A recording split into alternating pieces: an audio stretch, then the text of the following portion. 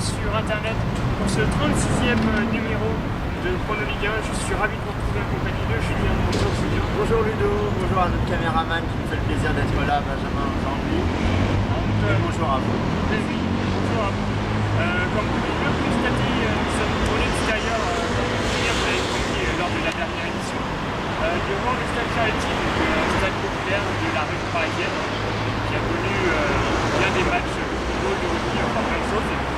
Alors on va parler de football aujourd'hui comme d'habitude, pour la 36e journée. Donc juste avant, je vais vous inviter à retrouver sur la page Facebook de Chrono Ligue 1 le classement après la 35e journée qui vient de passer là, il y a quelques jours. Voilà. On sent le match de la 34e qui a toujours pas eu lieu. Aussi, oui. Et donc je vais attaquer cette émission avec la première rencontre, la rencontre Lyon-Brest. Alors Lyon-Brest, Lyon qui est plutôt bien placé, Brest qui a un petit peu de mal on va dire. Et je vois donc une victoire de Lyon logique sur le score de 2-1 pour eux. Eh bien pour ma part ce sera plus sec, je vois une victoire de Lyon également sur le score de 2-0 face à Brest qui s'est mangé une tôle face à Auxerre il y a quelques jours. Oui, tout à fait. On va peut-être avoir une rencontre un petit peu plus humide, Evian-Ajaccio. Oui, effectivement, Ajaccio en Corse, entouré d'eau, Evian, la capitale de l'eau. Je vois un match nul un partout entre ces deux formations. Je pense que ça va être un match équilibré et Ajaccio a besoin de points. Et de toute façon, c'est deux anciens promus. Et là, on a de la chance, il fait beau aujourd'hui. Voilà. Pour ce 1er mai, d'ailleurs, bonne fête du travail à tous. Quant à moi, je vois également un match nul, un partout entre ces deux formations. Bien sûr, le travail a pris le 3 mai. Enfin, la vidéo est diffusée. Ouais. Et le tournage s'est fait le 1er mai. Voilà. Efficace. C'est la famille. Allez, troisième rencontre à 21h15 dimanche pour raison électorale. Valenciennes-Paris. Génial. Valenciennes-Paris, je vois une victoire parisienne nette et sans bavure, 3-0 face à Valenciennes, l'ancienne équipe d'Antoine Camboré, l'ancien entraîneur de Paris. Moi je vois également une victoire de Paris, mais un petit peu plus serré sur le score de 2-1 pour Paris face à Valenciennes.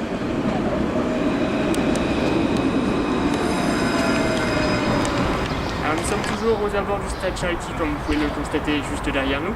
Où une équipe de rugby est en train de s'entraîner. On va pas la citer. Hein. Voilà. On va parler de football toujours avec la 4e rencontre Lille-Caen.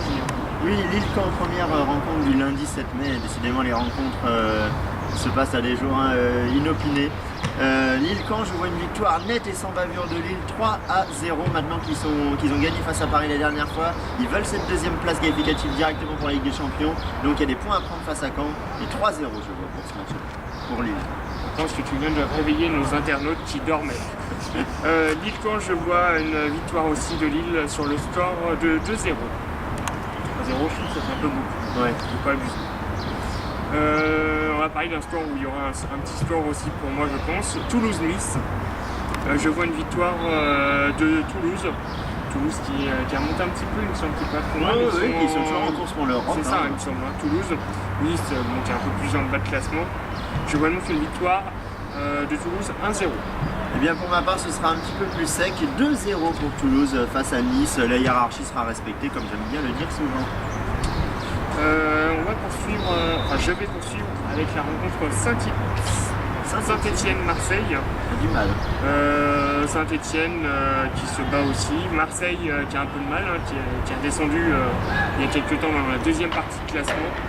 Et je vois donc une victoire qui me semble logique de Saint-Étienne sur le score de 2-1 face à Marseille. Et oui, pour une fois, je ne vois pas une victoire marseillaise. À chaque fois que je la vois, en même temps, ils perdent. Donc, pour Jean-Marc, je vais voir une victoire stéphanoise aussi sur le même score que Ludo, 2-1.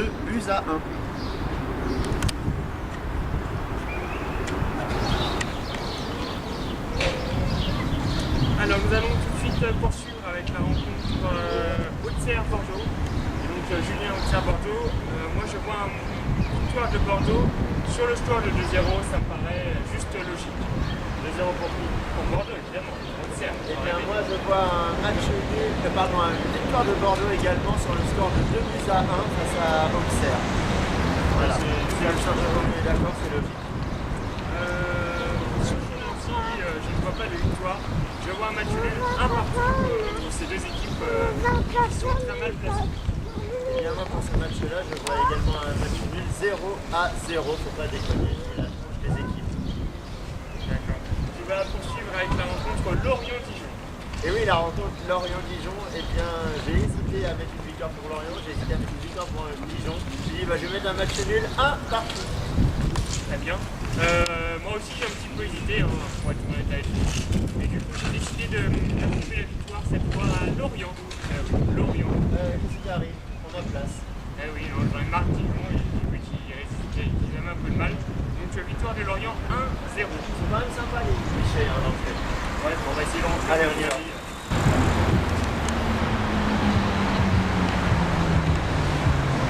Et donc nous allons clôturer cette émission toujours aux abords du stade Charletti avec la dernière rencontre Rennes-Montpellier. Oui, Rennes-Montpellier que nous allons pronostiquer devant le Centre National Olympique et Sportif Français, le CNOSF.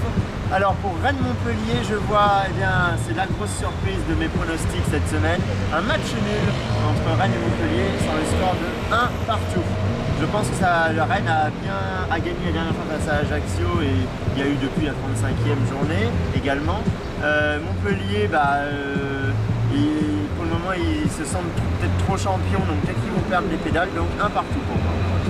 Bon, Rennes-Montpellier, je viens qu'on soit d'accord que Rennes est plutôt bien placé, ils sont toujours en lice pour l'Europe, il me semble. Montpellier qui est toujours au top niveau. Je vois donc une victoire de Montpellier sur le score de 2-1 pour cette dernière rencontre de la 36e journée. Alors si vous n'avez pas bien suivi toute l'émission, vous allez retrouver dans un instant, tout de suite là maintenant, le récapitulatif de ce qu'on vient de dire concernant nos pronostics. Vous allez avoir ensuite le calendrier avec les dates et horaires de ces 10 rencontres qui auront lieu dimanche 6 mai, jour des élections, donc à 17h à 21h15, et le lundi 7 mai.